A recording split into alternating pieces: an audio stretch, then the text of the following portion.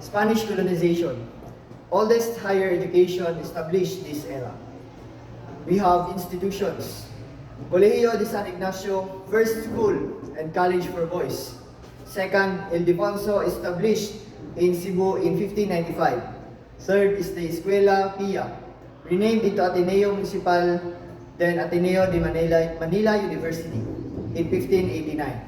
Fourth is the University of Santo Tomas in 1611. Fifth is the Colegio de Santa Potenciana in 1589. First school and college for girls. During the American period, the American introduced culture and ideas. Levels of education were divided into elementary, secondary, tertiary, or the college level. American period colleges built during the American period. The Philippine Normal School in 1901, St. Paul University in 1904, Zamboanga Normal School in 1904, University of Manila in 1914, Philippines Women's University in 1919, and Far Eastern University in 1933. And during the Japanese occupation, the military issued Order Number 2, which listed the basic guidelines of education for reopening of schools. And the education at present time, it was heavily influenced by the American system, which is divided into three levels, which is the elementary, the secondary, and the tertiary. History of schools. We have, during the Spanish colonization, we have the University of San Carlos. USC is one of the largest universities in Cebu City. It was originally called the Colegio Seminario de San Carlos. The USC was founded by Bishop Mateo King de Arevalo. USC began functioning as a university in 1867. Some sources claim that USC origin can be traced back to 1559 with the foundation of the Jesuit school, Colegio de San Ildefonso. Second is the University of Santo Tomas, a Catholic university founded in 1611. Was originally called Colegio de Nuestra Señora del Santísimo Rosario. The original campus built in Intramuros. In 1865, the institution served as the Department of Education when it was authorized by Queen Isabella II of the Spanish monarchy to direct and supervise all schools in the Philippines. Third is the University of San Juan de Lectran, traces its history from two schools, Colegio de Niños Huerfanos de San Juan de Lectran, founded by Don Jeronimo Guerrero in 1620.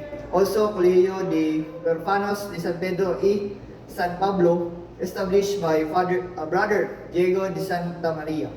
Two schools were merged in 1630. Have made notable contributions in Philippine society, including presidents, heroes, media personalities, and prominent names in education, literature, and sports. We also have Santa Isabel College of Manila, one of the oldest existing colleges in the country, starting in 1632 as the all-girls school, Real Colegio de Santa Isabel. The school started to accept boys in 1970 in its music department, 1995 in lower basic education, and 2003 in upper basic education. It opened its music department in 1930 and being one of the pioneer schools in the country to offer the degree.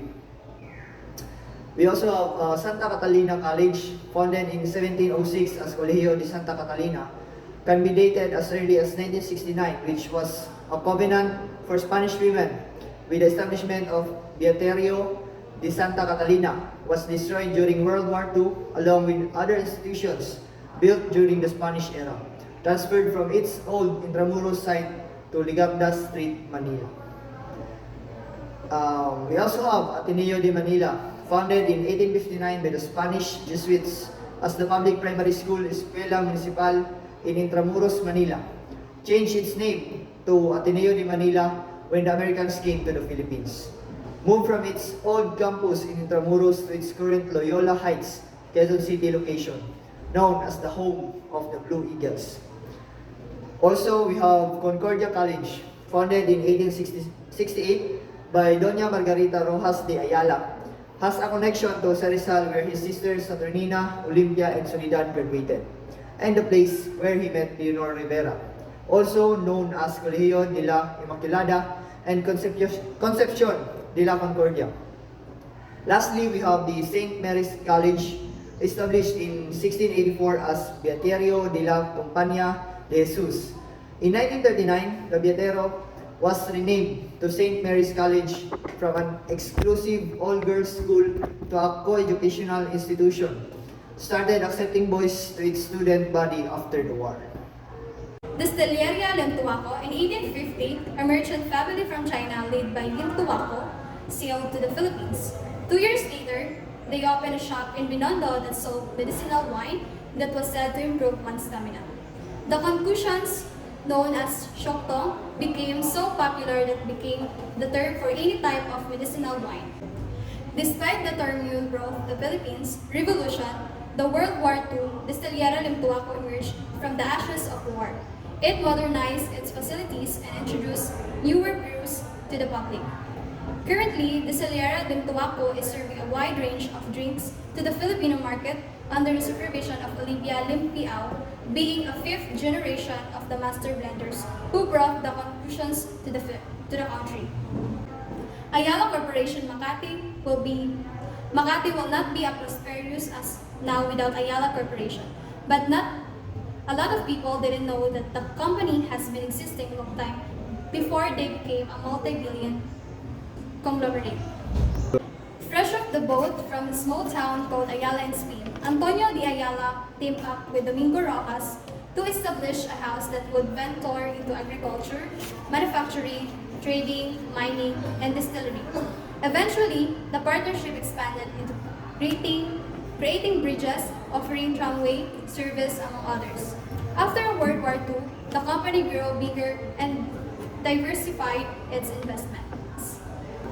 Today, the Ayala Corporation has stakes in real estate, banking, telecommunications, utilities, healthcare, automotive, and business process outsourcing. Go. The Manila Times. The Manila Times was once the driving force in the Philippines journalism, started by American businessman Thomas Gowan in 1898. It was the first bulletin that carried English cable news in the country. The first few decades of its existence saw the Times changing over ownership, with former Philippine President Manuel L. Quezon being one of the people who briefly owned the daily. The newspaper ceased publication in 1830 and only went back to circulation after the war, with the Rosas family operating the paper until the martial law. After another period of transition, it ceased operation in 1999 and was revived in the 2001 under the management of Dan Leang. Benguet Corporation. When the Americans colonized the country, the U.S. government encouraged firms to explore the rich minerals hidden underneath the Philippine soil. In 1903, 3 Americans formed the Benguet Mining to top the minerals in the northern province. Mining was only a small-scale business back then, and Benguet Gold Mines introduced modern process in the mining sector in the Philippines. After decades of expansion due to the boom of gold, copper, nickel, and other minerals, Benguet Gold Mines expanded its mining ventures into different parts of the country. Aside from its main financial pipeline, Benguet Corporation is now also into hardware, logistics, and real estate. San Miguel Corporation. Wherever you do, wherever you go, you will find one product produced by San Miguel Corporation. After all, it is the biggest publicly traded food and beverage corporation, not just in the country, but in the Southeast Asia as well. Religious group in the Philippines. The Philippines is known for its derived religious landscape with a various religious groups coexisting and practicing their faiths. In this report, we will explore the major religious group in the Philippines, including Roman Catholicism, Protestant Christianity, Iglesia ni Cristo, Buddhism, and indigenous belief. Roman Catholicism. Roman Catholicism is the largest religious group in the Philippines, with a majority of the population identifying as a Roman Catholics. The influence of Catholicism in the country can be traced back to the Spanish colonial period, which began in 16th century. The Catholic Church plays a significant role in the lives of Filipinos, with religious practice and traditional deeply ingrained in the culture. Second, Protestant Christianity. Protestant Christianity is another significant religious group in the Philippines. Various Protestant denominations are present in the country, including Baptist, Methodist, Presbyterian, and Pentecostal Church. Protestant Christianity has gained a popularity over the years, attracting a growing number of followers. The third, Iglesia ni Cristo. Iglesia ni Cristo, also known Church of Christ, is a homegrown religious group in the Philippines. It was founded in 1914 by Felix Y. Manalo and has since grown into prominent religious organization with millions of members. Iglesia ni Cristo follows unique set of doctrines and practice and has strong presence in country. And fourth, Buddhism.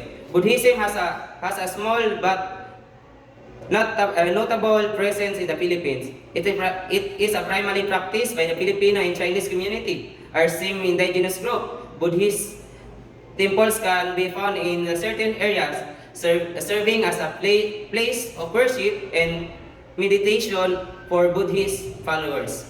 And last, indigenous belief. Indigenous belief and practice are deeply rooted in the history and culture of the Philippines. Many indigenous communities maintain their traditional spiritual beliefs, ritual and ceremonies. These beliefs often revolve around nature, ancestral spirit, and the interconnectedness of all living beings. The religious landscape of the Philippines is derived with mix of major religious and indigenous belief. Roman Catholicism remains the dominant religion, followed by Protestant Christianity and Iglesia ni Cristo, Buddhism, and indigenous belief. The coexistence of this religious group reflect the culture and religious diversity of the Filipino people. History of industries. The Philippines has a long history of economic activity in agriculture, fishing, and handicrafts. The Spanish colonial period introduced the encomienda system and forced labor or ulus e servicios, leading to the development of industries such as agriculture, mining, and construction. The American period encouraged the growth of export-oriented industries and introduced a modern infrastructure. The Philippine government implemented import substitution policies in the post-World War II era to promote the industrial development. 1960 and 1970 saw a period of rapid industrial growth fueled by foreign investment and establishment of export processing zone. In 1980s, saw a decline in industrial production due to political instability, corruption, and poor infrastructure. Today, the Philippine industrial sector is dominated by manufacturing industries such as electronics, food and beverage, and textile, as well as thriving business process outsourcing industry.